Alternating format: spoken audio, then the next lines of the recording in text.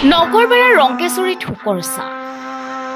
অৱসৰী শিক্ষক নৌছাদ আলী আহমেদৰ বিয়োগ।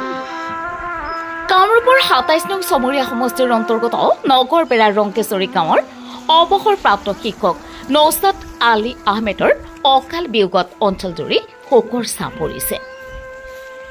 জানিব পৰা মতে নৌছাদ আলী আহমেদে ছাত্ৰ অৱস্থাত জাতীয় সংগঠন আমছুৰ লগত জড়িত হৈ সংখ্যালঘুৰ স্বাৰ্থত অসম আন্দোলনৰ সময়ত আমছুৰ প্ৰতিটো কাৰ্যসূচীত একনিষ্ঠ কৰ্মী হিচাপে কাম কৰিছিল।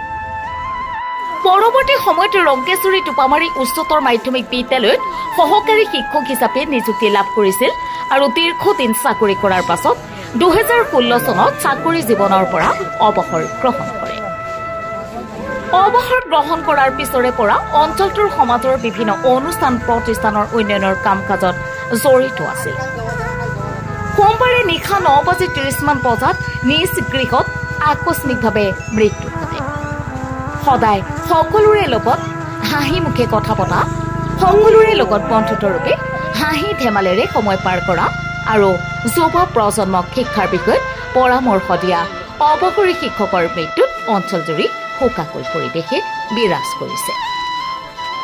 আজি ৰংকেশ্বৰী উন্নয়ন সমিতিৰ খেলপথাৰত হাজাৰ হাজাৰ লোকৰ উপস্থিতিত জানাজা সম্পন্ন কৰি ৰংকেশ্বৰী আঞ্চলিক কবৰস্থানত কবৰস্থ কৰা হয়। শিক্ষকগৰাকীৰ মৃত্যুত বিভিন্ন দল সংগঠনৰ লগতে অঞ্চলটোৰ সকলোৱে পৰিয়ালটোলৈ সমবেদনা জ্ঞাপন কৰাৰ লগতে আত্মাৰ চিৰশান্তি লাভৰ কামনা কৰে। News desk report MT news.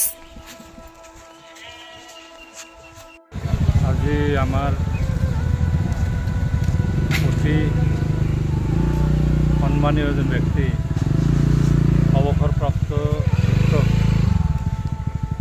আজি আমাৰ মাজৰ পৰা চিৰদিনৰ কাৰণে বিদায় ল'লে। আজি তেখেতৰ মৃত্যুত আমাৰ গোটেই টোপামাৰী ভোগৰাদিয়া ৰঙেশ্বৰী অঞ্চলত নিশ্চিতভাৱে এটা শোকৰ ছাঁ পৰিছে। আৰু আজি আপোনালোকৰ এই চেনেলৰ জৰিয়তে মই তেখেতৰ পৰিয়ালবৰ্গক মই সমবেদনা জ্ঞাপন কৰিছোঁ। লগতে মই তেখেতৰ নৌছাদ আলী ডাঙৰীয়াৰ জীৱনশৈলীৰ ওপৰত মই 1985 চনৰ পৰা তেখেতক খুব ওচৰৰ পৰা পাইছিলোঁ। তেখেতৰ জীৱনৰ যি পৰিক্ৰমা, এই পৰিক্ৰমাত মই দেখিছিলোঁ তেখেত যথেষ্ট এজন কম দৰদী মানুহ আছিলে। কমৰ কাৰণে, জাতিটোৰ কাৰণে, দেশখনৰ কাৰণে, উঠি অহা প্ৰজন্মৰ কাৰণে, আমাৰ এই জগতখন শিক্ষাৰ জগতলৈ পোহৰ বিলোৱাৰ যি চেষ্টা, এই মানুহজনৰ জৰিয়তে আমি পাইছিলোঁ।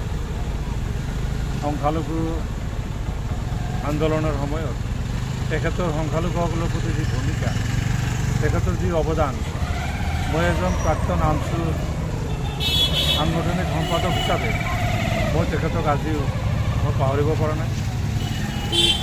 আমাৰ এই অঞ্চলৰ বহুত চাকৰি বাকৰি কৰা মানুহ আমাৰ মাজত আছিলে, কিন্তু তেখেত এজন চাকৰিজীৱী মানুহ আছিলে। চাকৰি কৰিও তেখেতৰ যি এই কৌমৰ প্ৰতি দৰদ বা সংখ্যালঘু ছাত্ৰ ইউনিয়নৰ লগত যিমান সম্পৰ্ক ৰাখি পেলাই তেখেতে এই সংখ্যালঘুৰ উন্নয়নৰ কাৰণে, ভৱিষ্যতৰ কাৰণে যিবিলাক পদক্ষেপ তেখেতে লৈছে, আমি তেতিয়াতেও আমি ভূয়সী প্ৰশংসা কৰিছিলোঁ। আৰু আজি তেখেতৰ মৃত্যুৰ পিছত আমি আল্লাহৰ ওচৰত আশা কৰিছোঁ, তেখেতৰ কাৰণে দোৱা কৰিছোঁ যে আল্লাহ তেখেতক বেহেস্ত নচিব কৰক আৰু তেখেতৰ এই পৃথিৱীত তেখেতৰ কৰ্মৰাজি আমাৰ আজিৰ প্ৰজন্মৰ কাৰণে আদৰ্শ হৈ থকা, তাৰ কাৰণে মই আল্লাহৰ ওচৰত দোৱা কৰিছোঁ আৰু তেখেতক আল্লাহ জান্নাতুল ফিৰদাউছ নচিব কৰিব বুলি আশা কৰি তেখেতৰ কাৰণে আল্লাহৰ ওচৰত দোৱা মাগিছোঁ।